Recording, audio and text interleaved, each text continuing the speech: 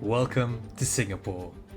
Join us for our lead up to the 2022 Singapore Formula 1 Grand Prix, where we do as much as we can to experience the true F1 life at Singapore.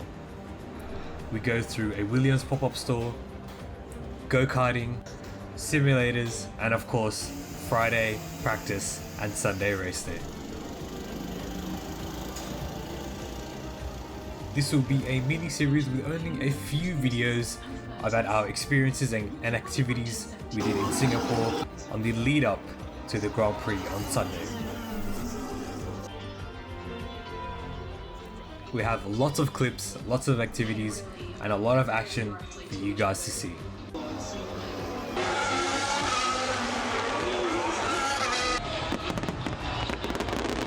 We hope you enjoy this series as much as we enjoy this holiday, and I highly recommend to do these activities as a minimum if you are going for a Formula 1 experience. Hello guys, and welcome back to another Singapore video. Today we're at the Karting Arena at Jurong for a go-karting sesh. Now I've just included a video here from their website. It is a little 30-second video of the track, the karts, what type of races they have, and it is a pretty hectic track, and I really enjoyed this track. I had 2 sessions because I really enjoyed myself. So it is a 700 meter track with 11 turns with a minimum width of 10 meters. That's the track width. They've actually used Tech Pro barriers which are approved by the FIA and used in Formula 1. And the go-karts that they use, well, the go-karts that you see right now are actually race karts. A lot of race teams and go-karting teams come here to race, do qualifying, have race days, do practice sessions, do go-kart setups.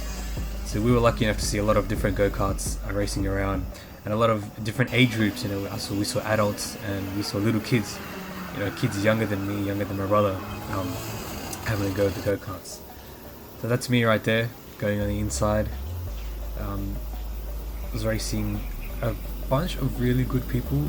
The others were a group and I was just by myself in the race karts. So the karts that we're racing in are Viral Art N35XI GTs, the 2021 version. So these have a top speed of 50 kilometers per hour, which is as fast as we were going, and they did feel kind of slow. At a lot of straights and bends, the kart would top out and you'd start hearing as you just see right now. I got overtaked as I locked up. These go-karts were very different to drive than go-karts I've driven before. Back in Australia, and I guess anywhere where I've driven a go-kart, the brakes are really easy. These brakes were a lot more realistic, where the pressure really mattered. The amount of braking force you put really mattered, and your steering input as well. Like, I locked up so many times, which I've never had in a go-kart. I've never locked up in a go-kart before, which is pretty different, but lap after lap I got used to it. But I was really bummed that I got passed by this guy who was now leading the race, and I kept trying my hardest, and didn't get it on camera, but eventually I spun out like a big spin, touched the wall, didn't smash into it, managed to get back around and go again, and then I fell through the pack, and then this is me before I spun out, and then I caught up to the pack again, and then spun out again, and caught up and spun out again. So I was really quick. I kept catching up, and then I was pushing way too hard and going for gaps that just weren't it, and I kept spinning out. But this race is not a race. It is based on the lap times, so it's best that I get enough toe to get the fastest lap possible, which unfortunately I didn't get, but we'll get to that at the end of this race.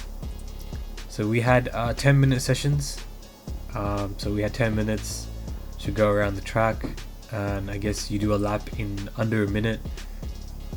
Average 55 seconds a lap. So you get to do a lot of laps in. And this is me after I spun out, I think twice, and now this is the big catch up. I'm doing my best to catch up. And I don't know if you can just hear, maybe not in this clip, in the next few clips. But the go-kart has a limiter to 50 k's, right?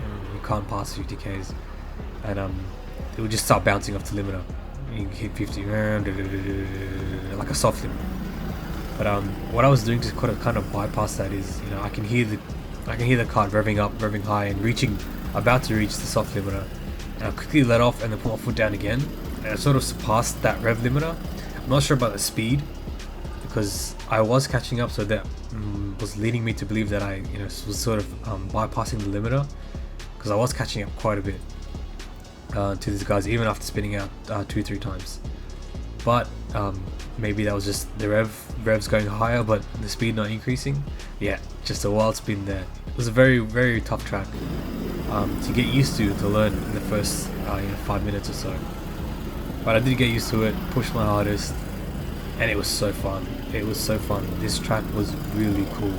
It's a very like F1 sort of style track, or a GT3 style track, a race track, not just random cones and tires. It's actually a well-designed racetrack that professional go-karters use, which was really cool to see on the day.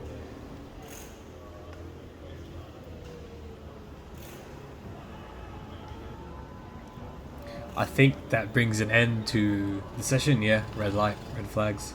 So yeah, that's the end of our session. Just as I caught up to these guys again. So this is after my third spin out. I just caught up to the guys, and then the session ended. So yeah, if this was a normal race where if we're racing each other for laps under the time, I would have come, I think, a last or second last, which I had 5 cars, I believe, 5 or 6 cars we got. So at this point in time, I was pretty upset. I'm like, damn, I didn't catch up yet. I was like, damn. But here are the times. Senna was the guy who came first, who passed me in the yellow shirt. He got a 51. John, I'm not sure who John was, but then it was me who got a lap time of 52.512. So not much of a difference. Less than a second difference between me and Senna. I was also lucky enough to make the best times of the day and the week. 5th fastest of the day and 7th fastest of the week, which is pretty cool. I was pretty happy with that, considering it's the first time for me on this track. It was a really fun track. Now here's a cool bit. So I was really excited and after this race, and I really wanted to go again, so I booked another session. And while I was gearing up with one of the workers there, we just started talking about F1 and Formula 1 for the weekend, blah blah blah. And he said, yeah, the guys that you raced before, they're from an F1 team. And I was like, no way. I was like, get out. And he's like, yes man, they were telling me they're from an F1 team. I'm not sure what they do, but they're actually from an F1 team. And that just blew my mind. Like, that is absolutely crazy that I raced people from a Formula 1 team and I got 3rd fastest. And I actually managed to speak to Senna after the race, and he was really commending me, saying, you were racing really good, blah blah. So for me, that felt really cool to have raced against people from an F1 team, pit crew, management, whoever.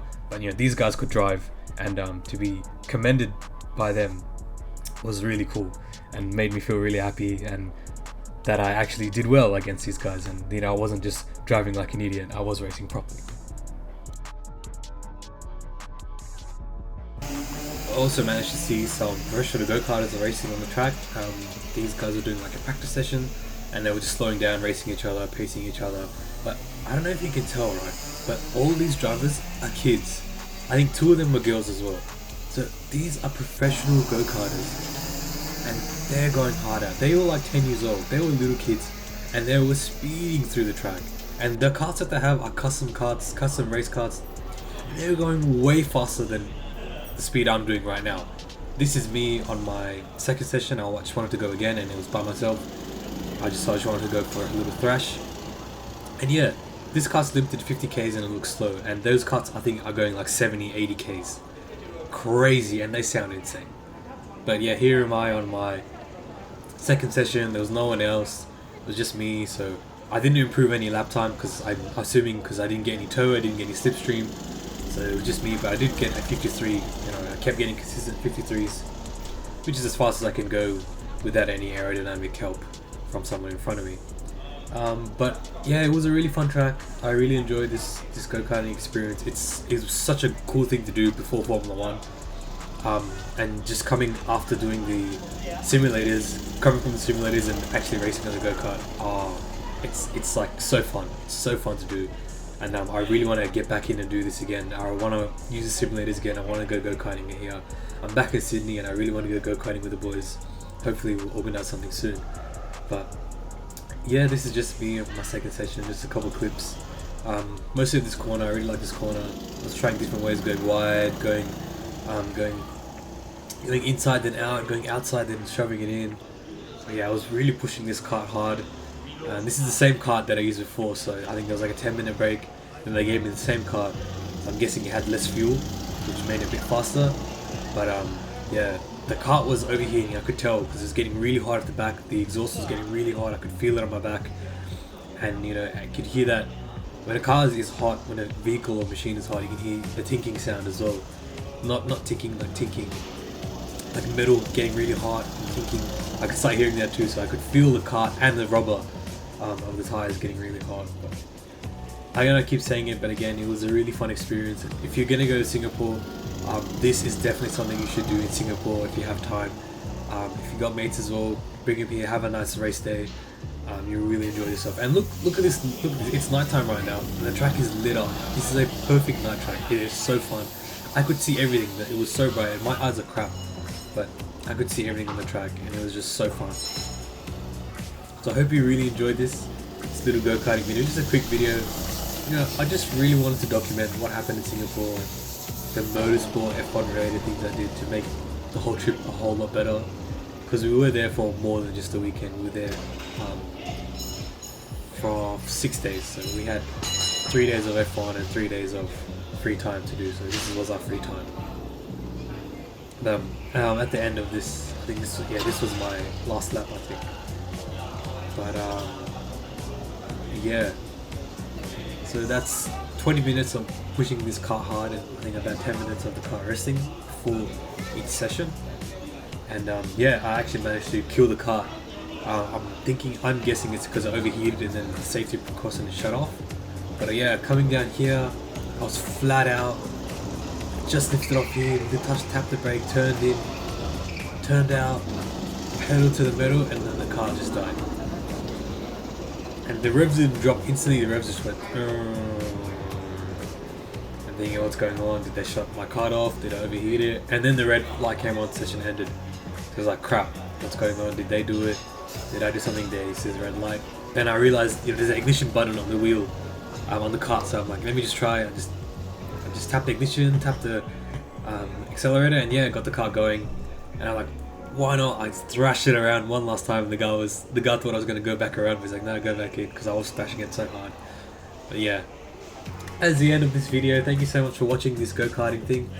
The next few videos are going to be free practice 1 and 2, and of course race day. And I also have W Series and Thailand Super Series, which is a GT3 racing, which also happened at the track. So the next few clips are going to be really cool race clips, flybys, just track stuff. So hope to see you on that video. Thank you so much for watching.